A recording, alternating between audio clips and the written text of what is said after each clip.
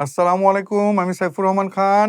এই যে আমরা যে ইংলিশে দুর্বল, ইংলিশ বই দেখলে জ্বর উঠে, স্পিকিং পারি না, রিডিং পারি না, রাইটিং পারি না, ভোকালি মনে থাকে না, ইংলিশ রুল গ্রামার মুখস্থ করেও আগাইতে পারতেছে না, ইংলিশটা অশান্তি।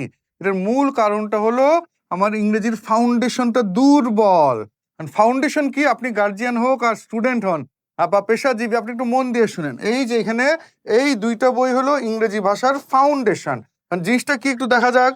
এই সবাই খেয়াল করেন, আমি যাই আই গো, আমি লিখি আই রাইট, আমি খাই আই ইট, আমি দৌড়াই আই রান, আমি করি আই ডু। এই যে পরের পৃষ্ঠা দেখা যাক, এই যে তোমরা রাখছো ইউ আর পুটিং, দেখতেও কিন্তু শান্তি লাগতেছে।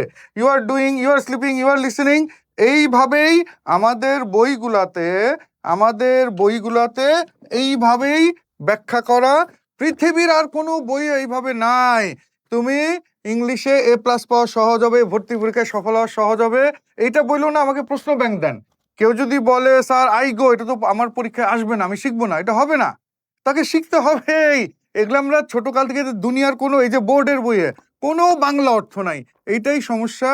এজন্য আপনি এক্ষুনি অর্ডার দিয়ে দিন, এই বইগুলি আনায় নিন।